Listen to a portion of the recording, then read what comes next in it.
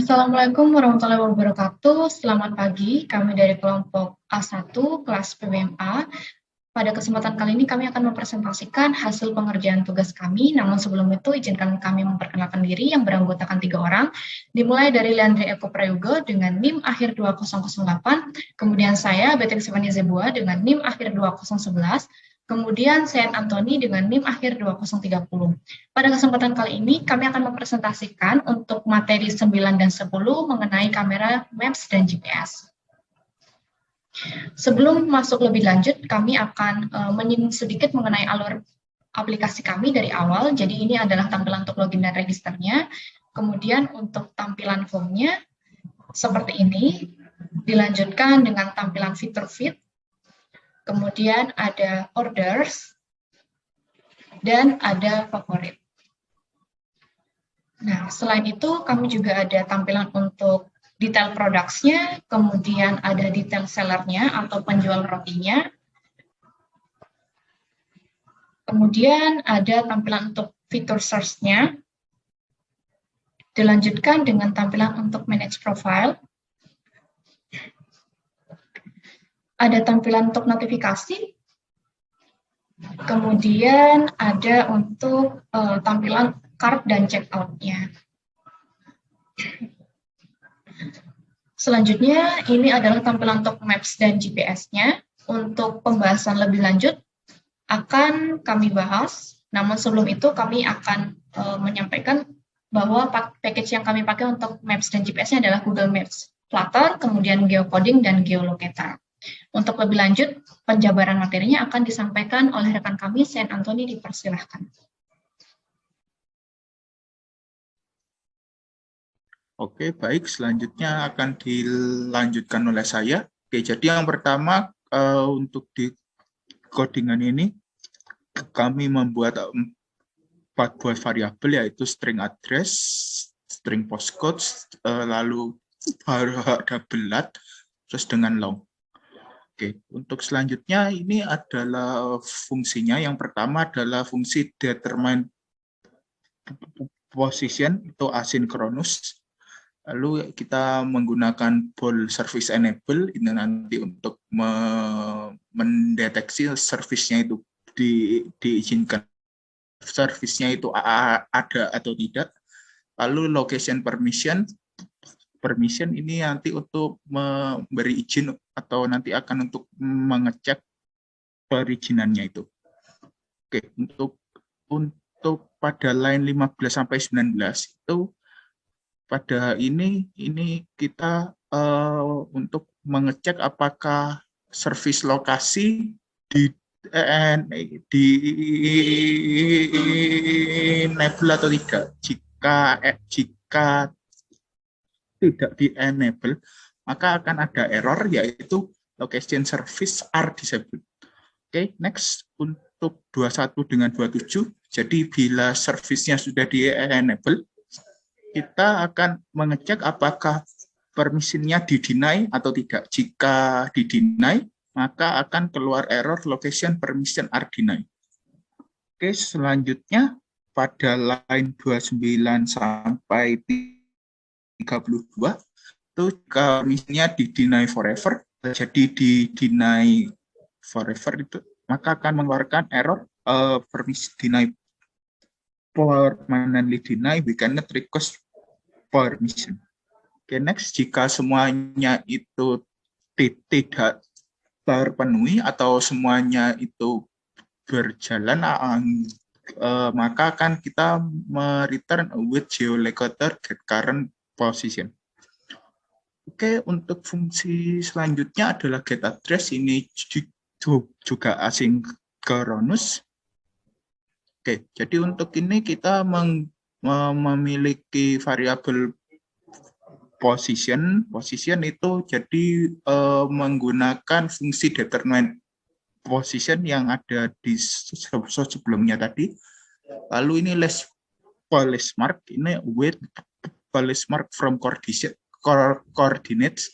Jadi ini adalah fungsi khusus yang gunakan saat kita menggunakan library yang telah dijelaskan sebelumnya. Lalu ini address.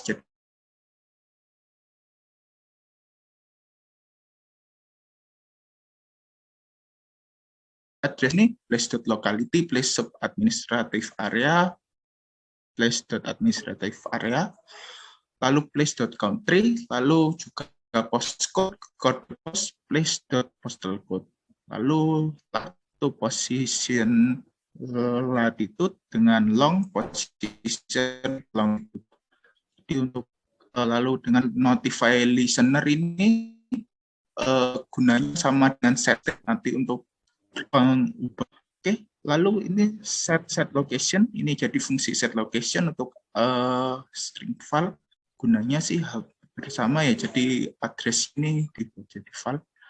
Oke, setelah itu juga sama set postcode, gunanya sama, lalu setelah itu string get location dimasukkan ke address, lalu string get postcode dimasukkan ke postcode. Lalu untuk selanjutnya akan dijelaskan oleh rekan saya, Beatrix.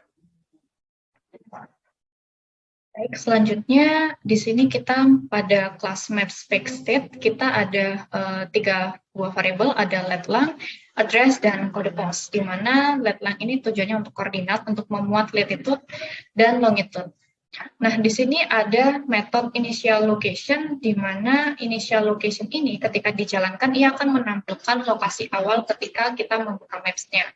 Kemudian di sini ada kondisi if, di mana kondisi if ini untuk jika belum berpindah halaman atau masih di bagian maps itu, maka metode initial location-nya akan tetap dijalankan sebelum di-dispose atau di-destroy. Kemudian di sini ada final location, di mana location ini tujuannya adalah variabel yang membawa nilai lat dan long yang sudah diambil berdasarkan posisi terkini tadi. Kemudian di sini ada target, di mana tujuannya adalah untuk memposisikan kamera saat ini. Jika variabel lat langnya kosong, maka dia akan mengisikan secara otomatis sisi yang di sebelah kanannya, yaitu pada location.lan dan location.long. Nah, dengan catatan jika user telah mengizinkan atau memberikan akses dengan untuk maps-nya. Kemudian selanjutnya ada kamera position, di mana di sini mungkin next lagi.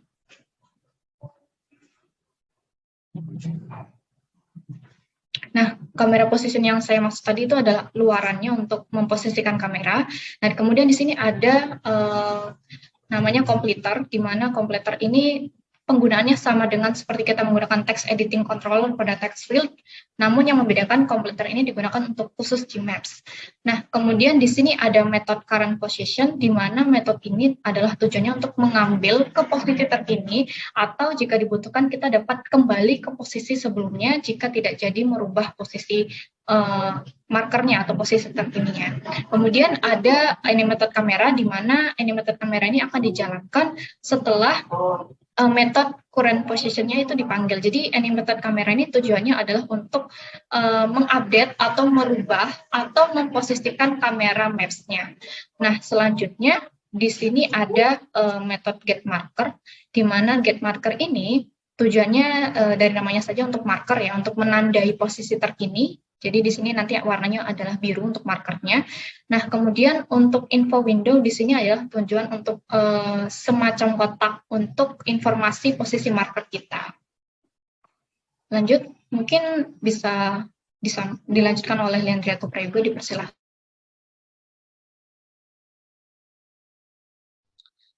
Baik, untuk metode berikutnya yaitu get address sini. Nah, tipenya itu future, yang mana untuk parameternya dia menerima dari latitude dan longitude. Nah, sini ada asinkronus juga sama. Jadi metode ini merupakan metode asinkronus. Nah, untuk code di dalamnya yaitu sini ada list dari place mark, yang mana dia akan menunggu dari place mark from coordinate sini. Yang isinya dia mengambil nilai dari latitude dan longitude-nya.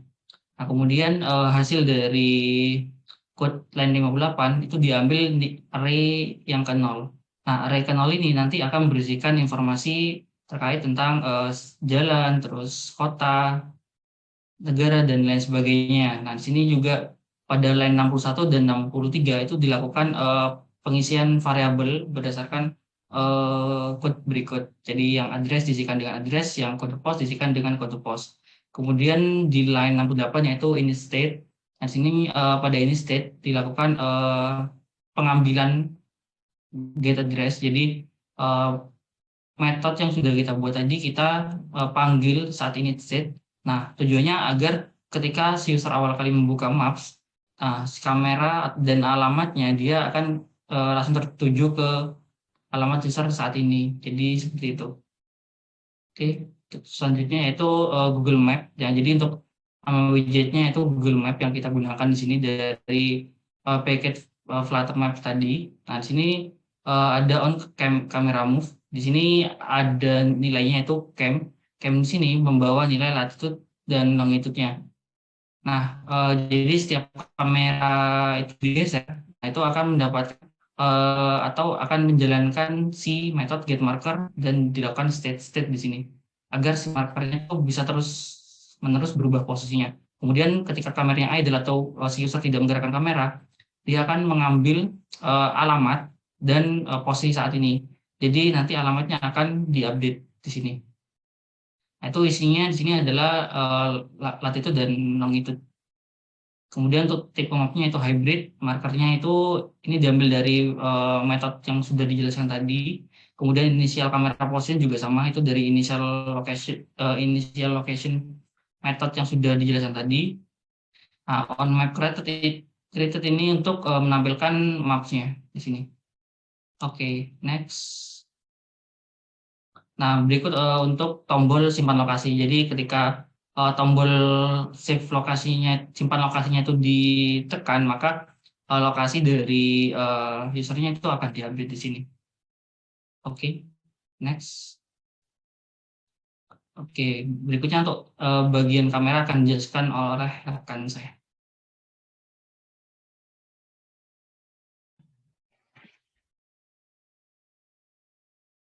Oke, untuk bagian kamera akan dijelaskan kembali oleh saya.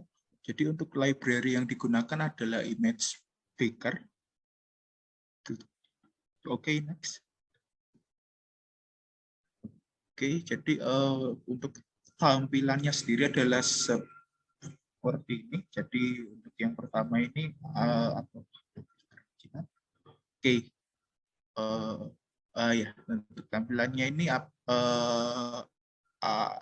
untuk izinnya, lalu yang di sebelah kanan ini jika sudah diizinkan dan juga di. Oke, jadi untuk yang fungsi yang akan dijalankan pertama itu adalah elevated button, lalu jika on press akan menjalankan fungsi from camera, itu bisa di next. Oke, jadi from camera ini akan menjalankan fungsi line 47 sampai line 55. Oke, jadi ini untuk image picker sendiri termasuk agak sederhana ya. Jadi untuk ini filter void from camera asynchronous, lalu hasilnya itu akan await image picker, nanti gambarnya akan diambil dari image, jadi pick image, lalu source image source dot kamera. Jadi itu akan diambil dari kamera. Lalu gunanya if result sama dengan 0, if result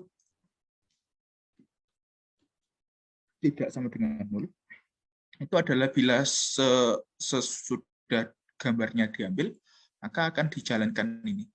If result sama dengan 0, maka image-nya akan diberikan file result.path, lalu variabel image name-nya result.name. Lalu set state ini akan mengubah nanti di tampilannya itu akan berubah jadi gambar yang sudah diambil. Oke, next.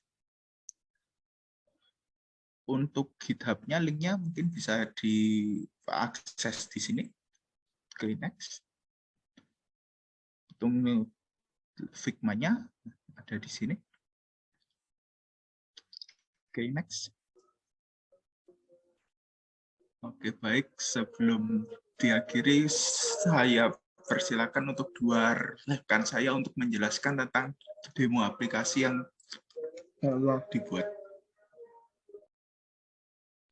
Baik, di sini untuk yang pertama saya akan mendemokan untuk bagian Maps. Nah, bagian Maps sendiri di sini kelompok kami menggunakan peta dan GPS.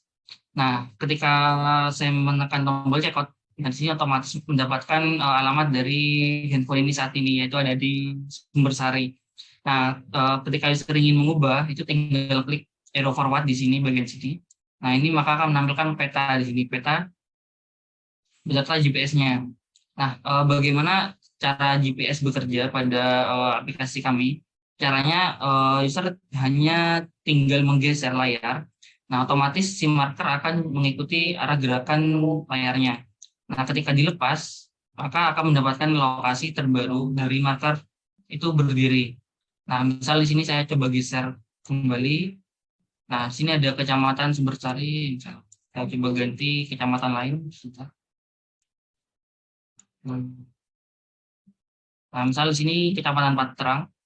Nah, misal si user ingin menyimpan lokasi ini, tinggal tekan tombol simpan lokasi. Nah, maka di sini akan berubah yang awalnya dari Sumbersari menjadi kecamatan Paterang. Jadi kurang lebihnya untuk Maps dan GPS dari aplikasi kami seperti itu. Untuk selanjutnya kami akan demokan untuk penggunaan kamera. Nah, untuk penggunaan kamera akan dijelaskan oleh rekan saya. Baik, selanjutnya kita akan mendemokan untuk penerapan kameranya. Jadi pada proyek kami mengimplementasikan untuk fitur kameranya pada bagian fitur penambahan produk untuk sisi sellernya. Jadi ketika tampilan awalnya untuk add item, untuk gambarnya di sini masih berupa kosongan. Jadi ketika seller ingin merubah atau menambahkan produknya, ketika ingin menambahkan gambar produknya, maka ia akan menekan open kamera atau import from gallery. Pada kali ini kita akan mengklik open kamera. Jadi sebelum kita masuk atau membuka kameranya, kita akan dimintai untuk perizinan. Kemudian kita bisa klik di sini antara deny atau only this one. Nah, maka kamera akan terbuka, kita tinggal memposisikan gambar atau kameranya untuk kita capture atau kita ambil. Sebagai contoh, kita coba ambil yang bagian sini, maka kita tinggal klik centang, maka gambar yang semulanya kosong, dia akan otomatis terisi untuk gambar yang telah kita ambil tadi pada kameranya. Kurang lebih seperti itu untuk penerapan kameranya. Oke, baik. Mungkin sekian saja presentasi dari kami. Mohon maaf bila ada kesalahan baik secara sengaja maupun tidak sengaja, dan terima kasih banyak telah mendengarkan. Wassalamualaikum warahmatullahi wabarakatuh.